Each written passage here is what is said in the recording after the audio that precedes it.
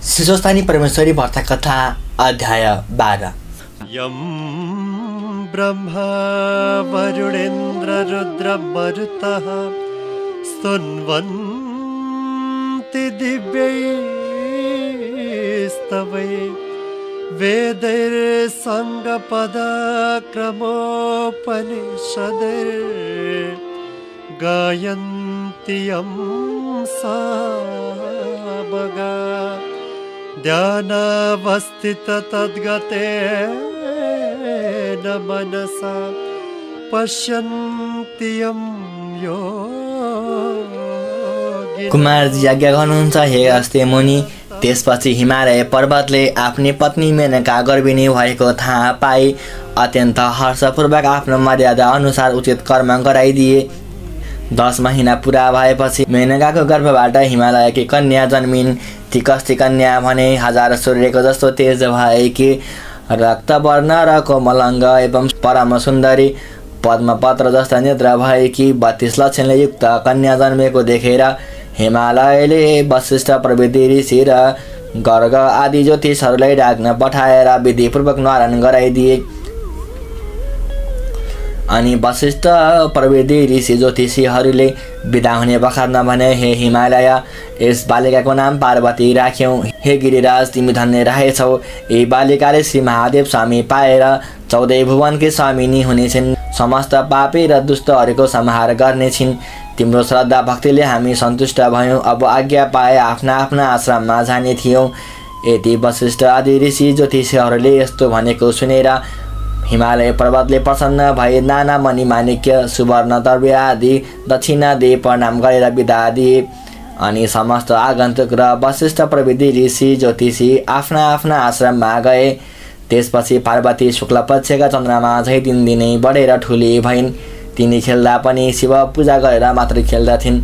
त्यस्ता प्रकारले बाल्य अवस्थादेखि नै शिवको भक्तिमा चित्त लगाइरहेकी थिइन्। एक दिन नारद मुनिले विष्णु भगवान कहाँ गएर भने, हे वैकुण्ठनाथ, हिमालयकी कन्या पार्वती सबै तरहले तिम्रो योग्य छिन्।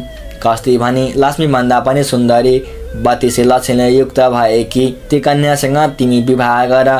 त्यति नारद मुनिले भनेको सुनि विष्णु भगवान आज्ञा गर्नुहुन्छ, हे मुने, हिमालयले ती कन्या मलाई दिलान्। र नारद मुनिले उत्तर दिए, त्यसको चिन्ता तिमीले लिनु पर्दैन, म अहिले गएर पक्का निधो गरेर आउँछु। यति भनी नारद मुनि तुरुन्त हिमालय कहाँ पुगे। हिमालय पर्वतले भेटेर उचित सत्कार गरिसकेपछि नारदजी भन्दछन्, हे गिरिराज, तिमीसित केही भन्न आएको हुँ।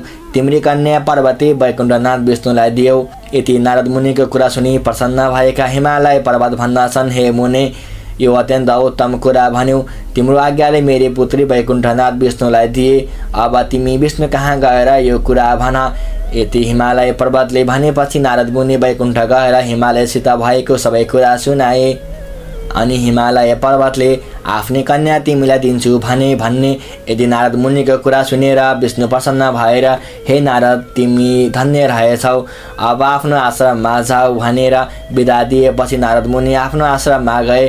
त्यसपछि हिमालय पर्वतले पार्वती कन्या दान दिन भने सम्पूर्ण सामग्री तयार पारी नारद मुनिलाई डाकेर विष्णु कहाँ पठाई तिम्रो लग्न ठहराए। आफ्ना गुरु बृहस्पति आदि सम्पूर्ण देवता, यक्ष, गन्धर्व, किन्नर, दैत्य र नाग सबैलाई निमन्त्रणा पठाए। अनि विष्णु भगवान पार्वती कन्यादान लिन हिमालय कहाँ पुगे। उता मेनकाले हीरा मोती मणि माणिक्य नाना रत्नहरूले झकिझाको पारेर वस्त्र अलङ्कार पहिराई पार्वतीलाई सिँगारेर राखेकी थिइन्। त्यो देखेर जया, विजया, अजिता, अपराजिता आदि सखीहरूले पार्वतीलाई भने, हे सखी, आज तिम्रो विवाह हुनेछ, विष्णुलाई कन्यादान दिनेछन्। यति सखीहरूले भनेको सुनि पार्वतीको मनमा शङ्का उत्पन्न भयो। मैले बाल्य अवस्थादेखि नै श्री महादेव स्वामी पाऊ भनेर धाइरहेको छु। अझ पनि महादेवलाई नदिएर अरू कसैलाई दिए भने म आत्महत्या गरेर मर्नेछु। तिनको कुरा सुनेर सखीहरूले भने, हे पार्वती, त्यसो हो भने तिमी यहाँ नबस, हामी कसैले पनि नदेख्ने स्थानमा लुकाएर आउँछौँ, लौ हिँड। यति सखीहरूले भनेको सुनि, हे सखी हो, जसो गर्ने हो गर, म केही जान्दिनँ भनिन्। त्यसपछि सखीहरूले नदी तटको वनमा लगेर पार्वतीलाई कसैले नदेख्ने ठाउँमा लुकाएर आए। त्यसपछि हिमालय पर्वतले आफ्ना गुरु बृहस्पतिलाई यज्ञमा बसाली सारा विधि गरिसकेर कन्यादान दिन पार्वतीलाई लिन पठाए। तर घरमा देखेनन् र यताउता सबै खोज्न लगाए, कहीँ पनि पाउन सकेनन् र हिमालय पर्वतले अत्यन्त व्याकुल भई गुरु बृहस्पति कहाँ गएर पार्वती कहीँ पनि छैनन्, अब के कसो गरौँ भन्ने हिमालय पर्वतले भनेको सुनि गुरु बृहस्पतिले यस लग्नमा भएन भनी विष्णुलाई बिन्ती गरे। अनि आएका निम्ताहरू सबै फर्केर आफ्ना आफ्ना आश्रममा जाँदा भए। उता सखीहरूले पार्वतीलाई वनमा लुकाएर आएपछि पार्वतीले नदी तटमा गएर बालुवा ल्याए, त्यसको पार्थिव शिवलिङ्ग बनाई श्री महादेवको आराधना गर्न लागिन्। उसै बेला दुई दैत्य दमघोष र प्रघोष आएर पार्वतीको सौन्दर्यमा लोभिएर अनेक प्रकारका नराम्रा चेष्टा देखाउन लागे। तिनको चेष्टा देखेर पार्वतीलाई रिस उठ्यो र उनले हेर्न साथ दुवै भस्म भए। अनि पार्वतीले बनाएको शिवलिङ्गबाट स्वयं महादेव प्रकट भए, आफ्नो ज्योतिष स्वरूपको दर्शन दिनुभयो र हे पार्वती, तिमीले किन मेरो आराधना गरेको भन्नुभयो। पार्वतीले बिन्ती गरिन्, हे जगदीश्वर, मैले बाल्यकालदेखि नै हजुर नै स्वामी पाऊँ भनेर धाइरहेको छु। मेरा पिता हिमालय पर्वतले विष्णुलाई कन्यादान दिन लाग्दा भागेर यहाँ लुक्न आएकी हुँ। मदेखि प्रसन्न भई रक्षा गर्नुहोस्। हे प्रभु, मेरो इच्छा पूर्ण गराऊ। पार्वतीको यस्तो प्रार्थना सुनेर महादेव आज्ञा गर्नुहुन्छ, हे पार्वती, तिम्रा मातापिताले कन्यादान नदिई मैले तिमीलाई मेरी भन्न मिल्दैन। अब विष्णु आएर तिमीलाई जस्तो उपदेश दिनेछन् त्यस्तै माफी गरे इच्छा पूर्ण हुनेछ। महादेवको यस्तो शिक्षा सुनेर पार्वतीले जो आज्ञा भनी साष्टाङ्ग प्रणाम गरिन् अनि महादेव अन्तर्धान हुनुभयो। त्यसपछि सखीहरू आए, घर गइन्। छोरी आएको देखेर रिसाएका हिमालयले भने, हे पुत्री, तिमी कहाँ गएकी थियौ? पार्वतीले बिन्ती गरिन्, हे पिता, म बाल्यकालदेखि नै श्री महादेव स्वामी पाऊ भनी उनलाई धाइरहेकी छु र उनकै ध्यान भक्तिमा मेरो हृदयले सदैव गइरहन्छ। हजुरले श्री विष्णुलाई दिन लाग्दा लुक्न गएकी थिए। आफ्नी पुत्री पार्वतीले यति भनेको सुनि उनको नारायणको दिन वशिष्ठ प्रवृत्ति ऋषि र ज्योतिषहरूले पार्वतीको विषयमा भविष्यवाणी गरेको सम्झी चुप लागे। त्यसपछि पार्वतीले विष्णु कहिले आउलान् र श्री महादेव स्वामी पाउली भन्ने अनेक तीर्थ व्रत दान धर्म जप तप नियम पालन गर्न लागिन्। फेरि निकै दिन बालुवाको शिवलिङ्ग बनाई पार्थिव पूजा पनि गरिन्। तिनका अडिक श्रद्धा एवं भक्तिभाव देखेर विष्णु भगवान गरुडमा चढी शङ्ख चक्र गदा पद्म धारण गरी पार्वतीको सामुन्ने आएर भन्नुभयो, हे पार्वती, तिमीले अनेक तीर्थ व्रत दान धर्म पूजापाठ यज्ञ आदि गरेको देख्दा म अत्यन्त प्रसन्न भए। तिम्रो मनमा जे इच्छा छ वरदान माग, म दिन तयार छु। विष्णु भगवानले त्यस्तो आज्ञा भएको सुनि पार्वती बिन्ती गर्दछिन्, हे ईश्वर, हे परम ब्रह्मा परमात्मा, मलाई केही वरदान पाउनुको इच्छा छैन, केवल महादेव स्वामी प्राप्त हुने वरदान बक्सियोस्। पार्वतीको यस्तो प्रार्थना सुनि विष्णु भगवान आज्ञा गर्नुहुन्छ, हे पार्वती, तिमीले परिश्रम साथ गरेका यी तीर्थ व्रत दान धर्म व्रत उपवास भन्दा पनि एउटा अति उत्तम र गोप्य कुरा भन्दछु, तिमी एकचित्त भएर सुन। श्री स्वस्तानी परमेश्वरीको व्रत गर, त्यस व्रतका प्रभावले जगदीश्वर श्री महादेव स्वामी पाउनेछौ, यसमा शङ्का छैन। श्री विष्णुले यति आज्ञा पाएको सुनि पार्वतीले फेरि बिन्ती गरिन्, हे ईश्वर, त्यस व्रतको विधान के हो र त्यसमा के गर्नु पर्दछ, यो सबै विस्तारपूर्वक आज्ञा गर्नुहोस्। पार्वतीको यस्तो प्रार्थना सुनि विष्णु भगवान आज्ञा गर्नुहुन्छ, हे पार्वती, पौष शुक्ल पूर्णिमाको दिनदेखि व्रत आरम्भ गर्नु पर्दछ।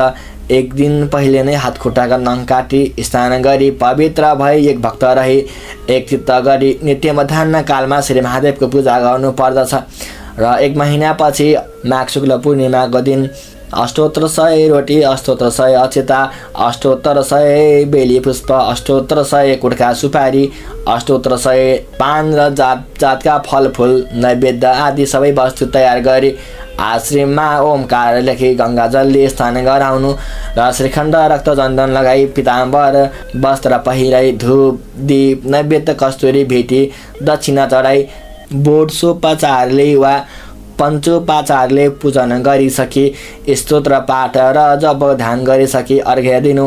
अनि हे पार्वती, स्वस्थानी परमेश्वरी भन्ने कि कस्ती छन् भने अष्टदल पद्ममा अष्टमातृका, त्यसमाथि खड्ग त्रिशूल र वर नीलोत्पल हातमा धारण गरेकी, 4 बाहु र 3 नेत्र भएकी, अनेक प्रकारका अलङ्कार पहिरेकी, अनेक आयुध लिएकी, पीतवर्ण भएकी पनि अत्यन्त शोभायमान भएकी, यस्तै श्रीस्वस्तानी परमेश्वरीको ध्यान गरेर हे जगदीश्वर भनी मनमा नै उनीसित इच्छा भएको वरदान माग्नु। अनि प्रसाद झिकेर अष्टोत्तर 100मा 8 रोटी 8 अक्षता 8 बेली पुष्प 8 पान 8 कटुका सुपारी सघाउन समेत आफ्ना पतिलाई दिनु। पति नभए छोरालाई दिनु। छोरो पनि नभए मिछोरालाई दिनु र मिछोरो पनि नभए जुन कामना वा इच्छाले व्रत गरेको छ त्यो मेरो फलानु कामना पूर्ण होस् भनेर गङ्गामा बगाइदिनु। 100 रोटी आफूले फलाहार गर्नु। रात्रिमा जागराम गर्नु। स्वस्थानीकै महिमा गान भजन कीर्तन गर्नु सुनाउनु। यति गरेपछि अवश्य इच्छा पूर्ण हुनेछ, यसमा कुनै शङ्का छैन। हे पार्वती, स्वस्थानी परमेश्वरीको प्रसाद लिने बेलामा श्री महादेव तिम्रो सामु आफै प्रकट हुनुहुनेछ। तिम्रो श्रद्धा भक्ति देखेर म प्रसन्न भए। यति भनिसकेर तिमीले महादेव स्वामी पाए भनी विष्णु भगवानले वरदान दिनुभयो। हे अगस्त्य मुनि, नारद विष्णुले यति आज्ञा भएपछि पार्वतीले मनमा सन्तोष र आनन्द मान्दै श्रद्धा सहितको विष्णुको पनि पूजा र प्रणाम गरिन्। तिनले पूजा गरिसकेपछि विष्णु भगवान विदा भएर गरुडमा चढी त्यहाँबाट अन्तर्ध्यान भए। वैकुण्ठ धाममा जाँदा सकल जगन मंगलालयः श्रीमान दिनकर किरण निबोधित नवनलीन दल निभेक्षणः कृष्ण।